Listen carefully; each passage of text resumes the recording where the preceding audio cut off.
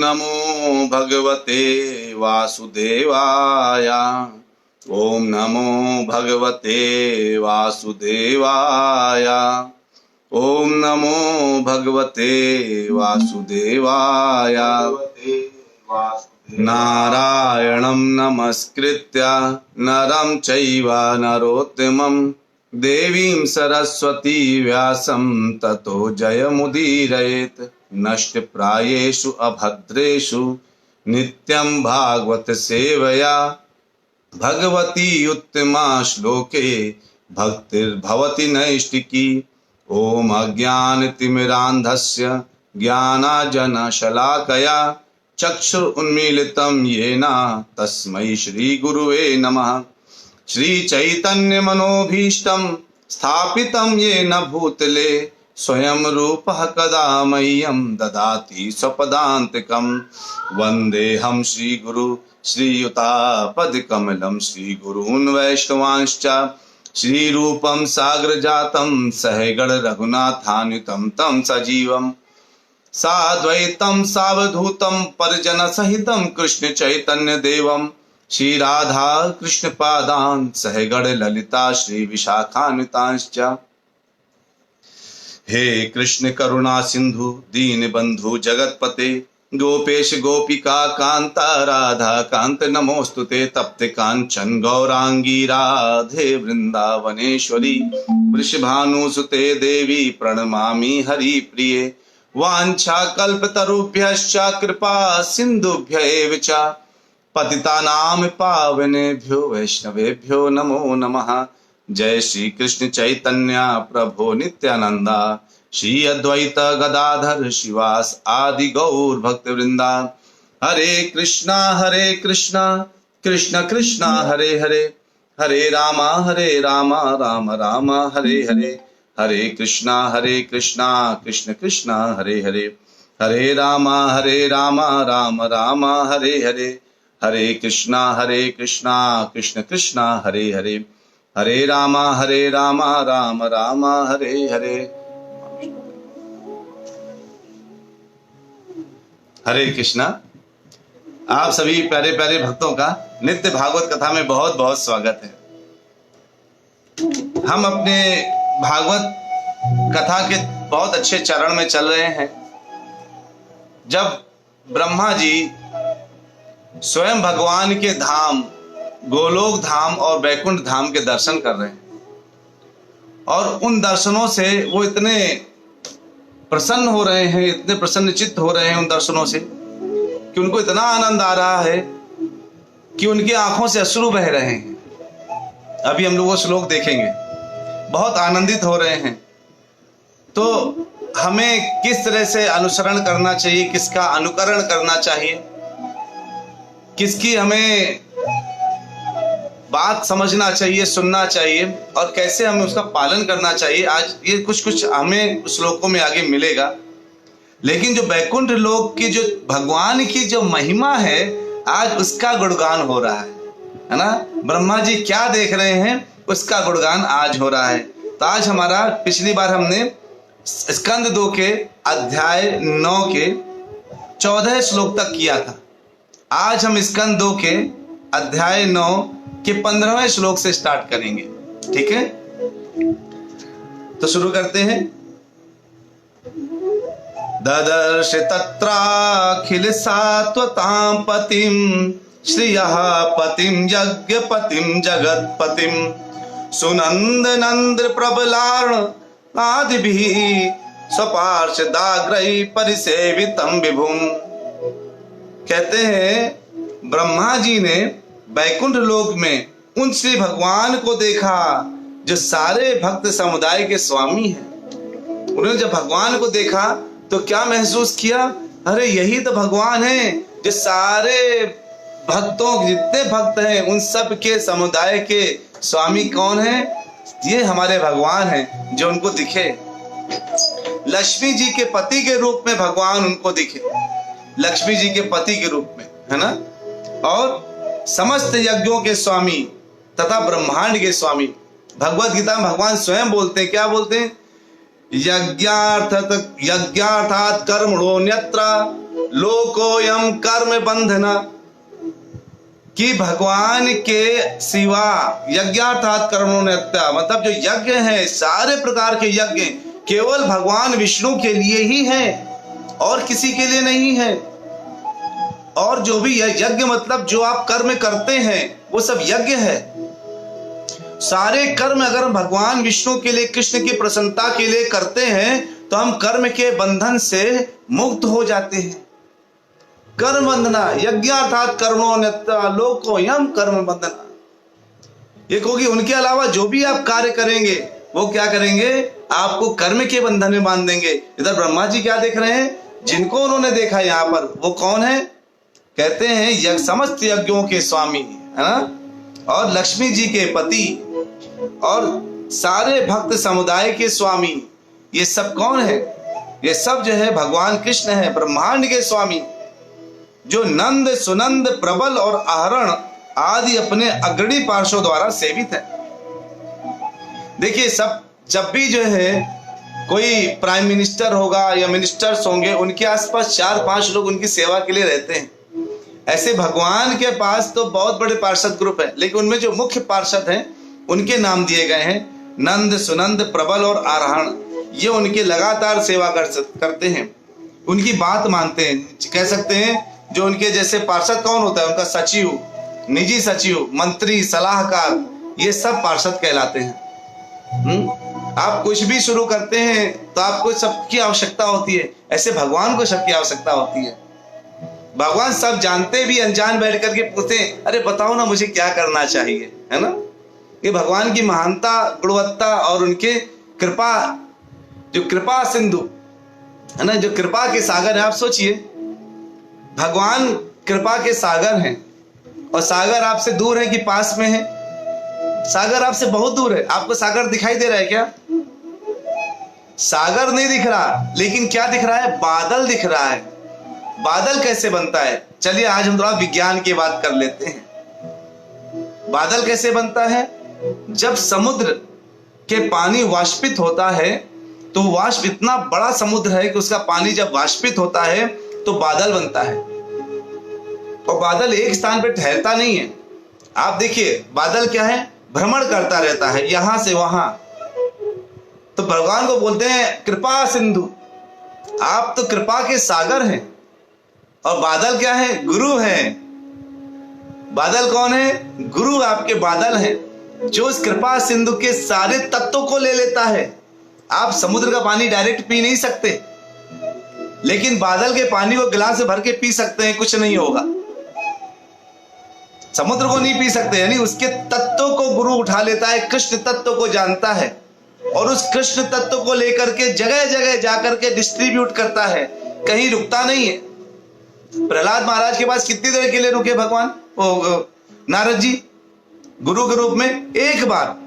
प्रहलाद महाराज के पास एक बार आए, ध्रुव महाराज के पास एक बार आए, व्यासदेव जी के पास एक बार आए, और एक बार आते हैं और आगे बढ़ जाते हैं, आगे बढ़ जाते हैं, अपने और भक्तों के पास एक एक बार जाते हैं। लेकिन वो जो बारिश करते हैं वो क्या है, वो उनके वचन है, और वो उन वचनों में गुरु तत्व होता है, कृष्ण तत्व होता है, जो गुरु हमें अपने वचन के द्वारा बारिश करते हैं हमारे ऊपर, अपने शब्दों द्वारा। यह है गुरु की महिमा। भगवान तो कृपा सिंधु है। कृपा सिंधु, सिंधु मतलब सागर, इतने दूर है, सागर दिखाई नहीं देता, लेकिन बादल आपको जस्ट ऊपर दिखाई देता है। अच्छा ये बताइए, जब बादल बारिश करता है तो ये कहता है क्या, देखो पर गांव में 1000 रुपए लूंगा। बादल कहता है क्या, आपकी छत में इतना पानी बरसाने के लिए 500 दो, आपको 1 लीटर पानी देने के लिए 20 रुपए देने पड़ते हैं। एक टंकी पानी मंगाइए, एक ट्रैक्टर पानी मंगाइए तो आपको जो है 700-1000 रुपए देने पड़ते हैं। और जो है जब जो है लगातार ऐसे आप पैसे, लेकिन बादल क्या कहता है, बादल आपसे पैसा लेता है क्या, कोई टैक्स लेता है, मैंने पैसा आपको पानी दिया अब आप मुझे पैसा दो, नहीं। बादल आपसे कुछ भी इच्छा नहीं करता। वैसे गुरु आपको पर केवल ज्ञान देता है, और क्या चाहता है, उस बादल के पानी को आप इस्तेमाल करिए अपने सेहत के लिए, ताकि आप आगे बढ़ जाएं। है ना। अपनी सेहत के लिए इस्तेमाल करना है, भगवान की गुरु की वाणी को, गुरु वाणी अपने लिए इस्तेमाल करना है भगवान उनके लिए। वो हमसे कुछ नहीं चाहते हैं, वो कुछ नहीं चाहते कि हम उनकी सेवा करें, उनको जाके दें। जैसे बादल पानी देकर के आगे चला जाता है और दूसरी जगह पानी देता है, वैसे गुरु हमको ज्ञान देके आगे चले जाते हैं और हजारों अपने शिष्यों को दीक्षा देते हैं। अटकते नहीं कि एक ही शिष्य पे अटक के रह गए। शशिवाला माता जी कहती हैं, समुद्र का पानी खारा है, बादल का पानी मीठा है क्या? बिल्कुल माता जी, समुद्र का पानी खारा होता है और पानी बादल का पानी पीजिए और मीठा लगेगा आपको। तो भगवान खारे हैं। देखिए, एक व्यक्ति था जिसने सीता जी को छोड़ा और राम के पीछे पड़ा। कौन? शूर्पणखा, यानी देवी थी शूर्पणखा देवी। आप कहेंगे शूर्पणखा के आगे देवी क्यों लगा रहे? अरे जिनका नाम रामायण के पन्नों में आ गया वो देवी से ऊपर हो गई, वो देवी हो गई। तो जो है शूर्पणखा क्या है, जो है राम जी के पीछे पड़ी थी और सीता से अलग थी, यानी ऊर्जा से अलग थी, एनर्जी से अलग केवल रामचंद्र जी को पकड़ रही थी, नाक कान कटा के आ गई। रावण जो था वो सीता के पीछे पड़ा, राम से विमुख था, जान से हाथ गंवा बैठा। तो हमारे लिए तो जो है हम राधा छोड़ कृष्ण के पीछे भागेंगे। अरे राधा कृष्ण प्राण मोरा जुगल किशोरा, राधा कृष्ण प्राण मोरा जुगल किशोरा, राधा कृष्ण प्राण मोरा। आप केवल कृष्ण के पीछे भागेंगे तो राधा मैया की वजह से कृष्ण आपके पास नहीं आ रहे, और केवल राधा के पीछे भागेंगे तो कहेंगे अरे भैया कृष्ण कहाँ छोड़ दिया। लोग लक्ष्मी के पीछे भागते हैं, नारायण दूर रहते हैं। नारायण आप नहीं, लक्ष्मी मेरे पास। तो क्या होता है, अंत में जान गंवानी पड़ती है रावण की तरह, जब हम केवल लक्ष्मी के पीछे भागते हैं, नारायण छोड़ देते हैं। सीताराम दोनों को अपने हृदय में रखिए, राधे श्याम दोनों के हृदय में रखिए, तो लक्ष्मी भी रहेगी, जान भी रहेगी, प्राण भी रहेगी, नाक कान भी बचे रहेंगे, चिंता मत करिए। तो समुद्र का पानी भगवान कहते, माता जी ने कहा समुद्र खारा है और बादल का पानी मीठा है। कोई गुरु कृष्ण से तत्व निकाल करके आपको ज्ञान देता है। गुरु गोविंद दो खड़े काके लागो पाओ। अरे गुरु आपने तो मुझे गोविंद तक बताया है, अगर मैं डायरेक्ट जाऊंगा तो भगवान बड़े खारे नजर आएंगे, तीखे नजर आएंगे, भाव नहीं देंगे मुझे। डायरेक्टली जाने पर नो डायरेक्ट अप्रोच, कम वाया गुरु, भगवान बोलते हैं। गुरु के माध्यम से आओगे मैं मीठा लगूंगा। वही पानी, समुद्र का ही तो पानी है जो मीठा लग रहा है जब गुरु के माध्यम से गए। जब डायरेक्टली गए तो वही पानी खारा लग रहा है ना। तो हमें भगवान को डायरेक्ट अप्रोच करने के बजाय एक अपना मध्यस्थ रखना चाहिए, अच्छा प्रॉपर्टी डीलिंग हो जाएगा, है ना। कहते हैं अगले श्लोक में 2.9.16 में, व्रत प्रसादाभिमुखं दृगासवं प्रसन्न हासारुढलोचनाननं किरीटनं कुंडलिनं चतुर्भुजं पीतांशुकं वक्षसि लक्षितं श्रिया। कहते हैं देखिए कितना उत्तम बात, अपने प्रिय दासों की ओर कृपा दृष्टि डालते हुए, ऐसे आराम से। कृपा दृष्टि मतलब आप हाथ जोड़ करके बैठे हैं और भगवान आपको बड़े आराम से आंखों से आपको देख रहे हैं, तो अपने प्रिय दासों की ओर। दास कौन है? कृष्ण दास ए विश्वास कर ले तार दुख नाई। अरे कृष्ण दास ए विश्वास, हम कृष्ण के नित्य दास हैं, इस विश्वास को धारण कर लो, जीवन में कोई दुख नहीं है। कृष्ण दास ए विश्वास कर ले तार दुख नाई, है ना। हम कृष्ण के नित्य दास हैं, इसका हमें स्मरण रहना चाहिए। हम विस्मृत ना हो जाए कहीं, हम भूल ना जाए इस चीज को कहीं, इसको हमेशा स्मरण में रखना चाहिए। क्योंकि भगवान अपने दासों पर क्या करते हैं? कृपा दृष्टि बना के रखते हैं। अर्जुन कहता है मैं आपका दास हूं, कृपा करिए। भगवान ने कहा मैं तुम्हारा सारथी हूं, चिंता ना करो। और जिसके सारथी स्वयं भगवान हो जाते हैं, उनको किस बात की चिंता होगी बताइए। जिसके सारथी स्वयं कौन है? भगवान है। स्वयं भगवान जिनके सारथी हैं। अगर आपके सारथी बनाना चाहते हैं तो केवल एक ही काम करिए, हाथ जोड़ के भगवान के पूर्ण शरणागत हो जाइए और बिल्कुल सिंपल एक ही लाइन बोल दीजिए, अब मुझे कुछ पता नहीं, यश्रेयस्यात् निश्चयात् पुरोहितन में, जो मेरे लिए श्रेष्ठ बोलिए। शिष्यते अहम साधि माम त्वाम प्रपन्नम, आज से मैं आपका शिष्य हूं, आपके शरण में हूं, मुझे बताइए क्या गाइड करना है। भगवान क्या कहते हैं? तद विद्धि प्रणिपातेन परिप्रश्नेन सेवया उपदेक्षन्ति ते ज्ञानम ज्ञानिना तत्वदर्शिना। अरे तुम्हें अगर प्राप्त करना है तो भगवान गुरु के पास नमन होकर के जाओ, झुक करके जाओ, क्योंकि वो तुम्हें दीक्षा देंगे, क्योंकि वो तत्वदर्शी हैं, वो तुमको दीक्षा दे सकते हैं, ज्ञान दे सकते हैं। तो दासों की ओर वो कृपा दृष्टि डालते हैं और मादक तथा आकर्षक दृष्टि वाले भगवान अत्यधिक तुष्ट लग रहे हैं।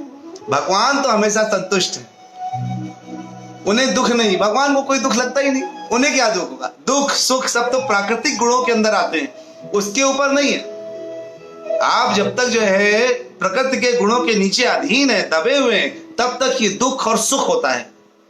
उसके ऊपर तो संतुष्टि और आनंद होता है। दुख और सुख सब प्रकृति के नीचे, प्रकृति के तीनों गुणों में दबा हुआ है, उसी के अंदर। तो जब तक हम इसके अंदर हैं तब तक सफोकेटेड है, इससे बाहर निकलिए, हवा ही हवा है ना। तो सुख दुख सब कुछ इस प्रकृति के घेराव में है, हमें इससे उबर के बाहर निकलना है। अगर तो माध्यम क्या है? हरि नाम, हरे कृष्ण कृष्ण कृष्ण हरे हरे, हरे राम राम राम हरे हरे। कैसे जप करना है ताकि भगवान को हम प्रूव कर सकें कि हम आपके दास हैं। कैसे जप करें? हम ऐसे नहीं बोला हरे कृष्ण कृष्ण कृष्ण हरे कृष्ण कृष्ण हरे कृष्ण हरे कृष्ण। कई लोग ऐसे मंत्र पढ़ते हैं। अब बोलिए 16 माला हरे कृष्ण कृष्ण कृष्ण। क्या हुआ? ये आगे चल क्या रहा था? स्टेट गन चला था, ये क्या था? क्या हो गई जपा? हाँ हो गई। कहते हैं पहले जो है जपा करना चाहिए, पहला माला दूसरा माला जब आप करते हैं जपा, तो सोचिए जैसे गुरु आपसे सुन रहा है और गुरु चूंकि भगवान की सेवा करते करते आराम करना चाह रहे हैं ना, उनका रिलैक्सिंग टाइम है, और आपसे कह रहे हैं आप उनके कानों में भगवान का नाम पढ़िए, तो कैसे पढ़ेंगे? ऐसे पढ़ेंगे क्या? कैसे पढ़ेंगे? हरे कृष्ण कृष्ण कृष्ण हरे हरे, हरे राम राम राम हरे हरे, हरे कृष्ण कृष्ण कृष्ण हरे हरे, हरे राम राम राम हरे हरे। इतने आसानी से पढ़ेंगे, गुरु को बड़ा आनंद आएगा और देखिएगा आपको भी आनंद आएगा। और जब गुरु के कान में बोलेंगे तो मोबाइल हाथ में नहीं होना चाहिए। मैं कल एक उदाहरण दे रहा था, यहाँ पर कल जो शाम की कथा चल रही है 9 भक्तों के लिए, उनके लिए मैं एक उदाहरण दे रहा था। क्या उदाहरण दे रहा था कि पहले क्या होता था, लोग ऐसे हाथ उठाते थे, सुबह उठते थे और कहते थे कराग्रे वस्ते लक्ष्मी, कर मध्य सरस्वती, कर मूले तु गोविंदा, प्रभाते कर दर्शनम। आज के लोग क्या करते हैं? सुबह उठते हैं, कराग्रे वस्ते मोबाइल, कर मध्य व्हाट्सएप, कर मूले तू फेसबुकम, प्रभाते कर दर्शनम। बताइए अगर गलत बोल रहे हैं तो। पहले जो है लोग हाथ उठा करके ये करते थे, आज सुबह आंख खुलती नहीं, एक आंख देखते थे मेरा मोबाइल किधर है, मोबाइल आसपास ही तो नहीं रखा था।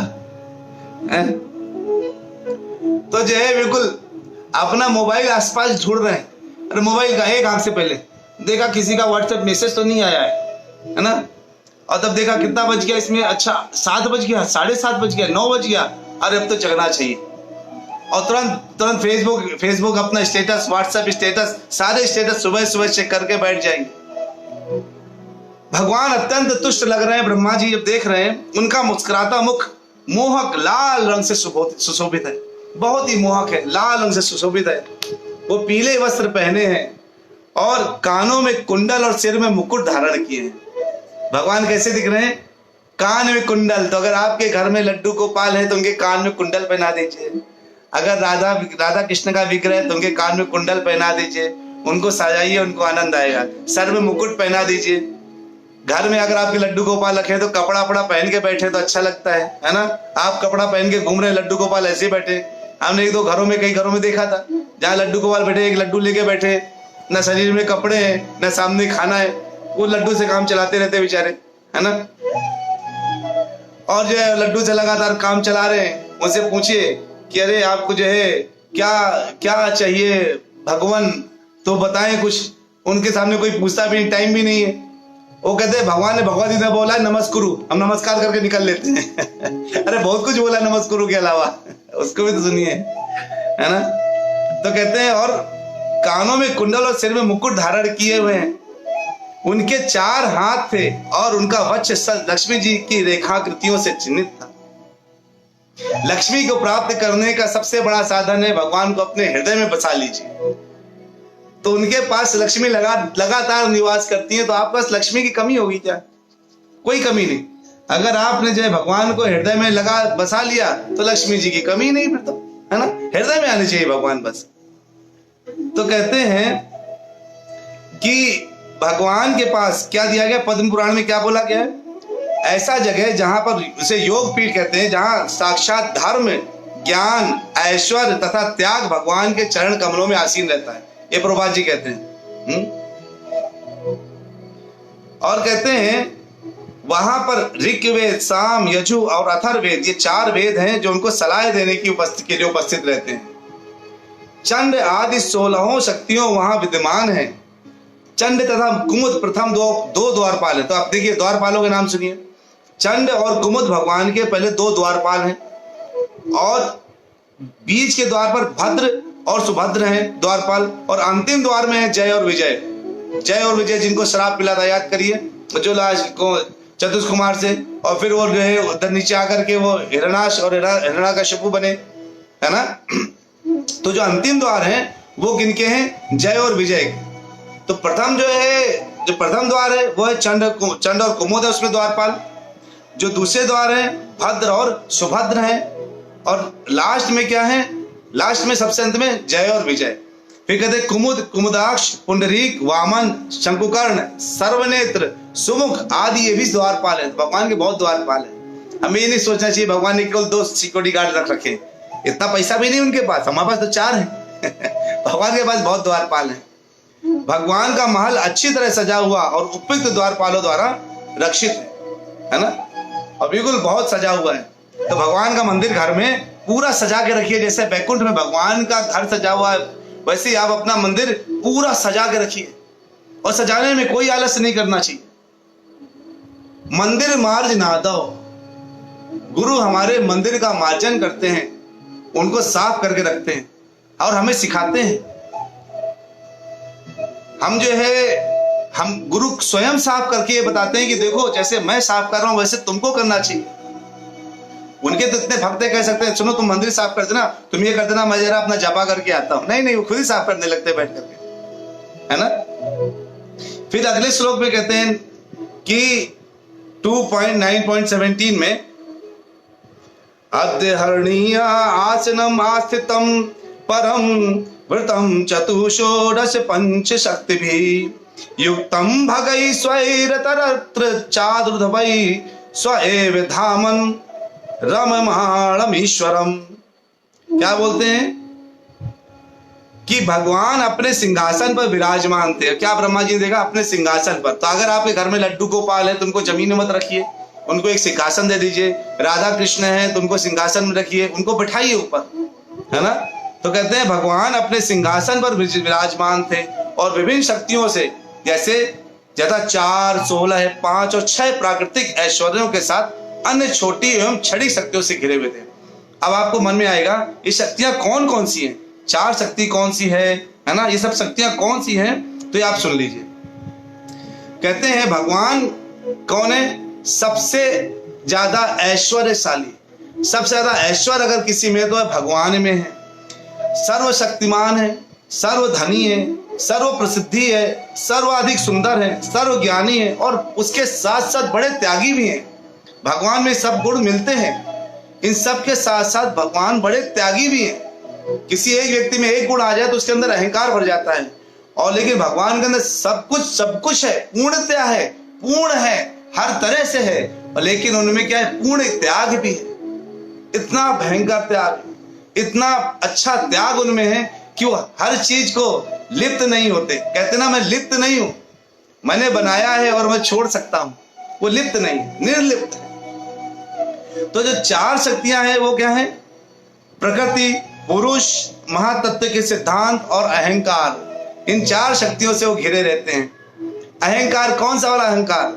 ये नॉर्मल अहंकार नहीं जो हमको होता है अहंकार, नहीं नहीं, वो फॉल्स ईगो नहीं, ट्रू ईगो, जिसमें लोग कहते हैं कि मेरे भगवान है, कृष्ण मेरे भगवान है। ये बिल्कुल चिल्ला चिल्ला करके बोलते हैं कि अरे कृष्ण तो मेरे भगवान है। और जब वो कहते हैं मेरे भगवान, तो वो जो अहंकार है वो कैसा अहंकार है? वो पॉजिटिव, सकारात्मक अहंकार है ना। वैसे फॉल्स ईगो होता है, उस फॉल्स ईगो के हम कहते हैं मैं भगवान, अहम ब्रह्म है ना। और तो हमें कैसा करना है, हमें इस अहंकार में रहते। भगवान उस अहंकार से घिरे रहते हैं। किस अहंकार से घिरे रहते हैं भगवान? जिसमें लोग कहते हैं कि मैं कौन हूं, मैं भगवान का नित्य सेवक हूं, नित्य दास हूं, कहते हैं। और पांच तत्व जो है कौन कौन से हैं? क्षिति जल पावक गगन समीरा, क्षिति जल पावक गगन समीरा, ये जो पांच तत्व हैं। पांच ज्ञानेंद्रियां हैं, नाक, कान, आंख, जीभ और त्वचा, ये पांच ज्ञानेंद्रियां हैं।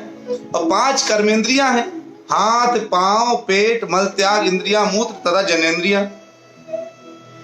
तो ये पांच कर्मेंद्रियां हैं, है ना। और तो आप देखिए, ज्ञानेंद्रियां जो हैं वो शरीर को ज्ञान देती हैं और कर्मेंद्रियां उसके हिसाब से कर्म करती हैं। यानी ज्ञानेंद्रियां अगर सही ज्ञान देंगी तो कर्मेंद्रियां सही कर्म करेंगी। आंख से जो आपने देखा, अगर वो आंख से जो चीज दिखी, अगर उस चीज को आपने देख करके कुछ ग्रसित किया और अंदर धारण करके उसको जो है आपने अच्छी चीज को धारण कर लिया, यानी आंख से देखा और उसको धारण कर लिया, और आपने किसी अच्छी चीज को धारण किया तो आप अच्छे बन गए। बुरी चीज आंखों से धारण किया तो बुरे बन जाएंगे। अगर गार्बेज अंदर जाएगा तो गार्बेज ही बाहर जाएगा, और अच्छी चीज अंदर जाएगी तो अच्छी चीज बाहर आएगी। तो कर्मेंद्रियां ज्ञानेंद्रियों की सेविकाएं हैं। तो जो है, जो कर्मेंद्रियां हैं वो कैसे हैं? ज्ञानेंद्रियों की सेविकाएं। यानी जो ज्ञानेंद्रियां हैं वो लगातार ज्ञान देती हैं कर्मेंद्रियों को, हाथ को, पैर को कहाँ जाना है। कान से आपने सुना, अरे ये चतुर्मास में एक बार आपको कहाँ जाना है, कम से कम धाम जाना है, तो आपके पैर सपोर्ट करेंगे धाम जाने के लिए। यानी ज्ञानेंद्रियों से कर्मेंद्रियां बनती हैं, और कर्मेंद्रियों से क्या होता है, आप जो कर्म करते हैं उससे आपका प्रारब्ध बनता है, उससे आपका फल बनता है, उससे आपका भविष्य बनता है। तो कहते हैं ये है पांच क्या है अंतर्गत, जैसे रूप, स्वाद, गंध, शब्द और स्पर्श, ये जो है पांच तन्मात्राएं हैं, है ना, ये पांच है। तो जो है इनसे अगर आपको जो है ये सब मिलकर के कैसे, ये 25 शक्तियां हैं जो सृष्टि करते समय भगवान की सहायक होती है ना। और लघु शक्तियों में क्या है, जैसे लोग अष्ट सिद्धियां प्राप्त कर लेते हैं, अष्ट सिद्ध नव निधि के दाता, है ना।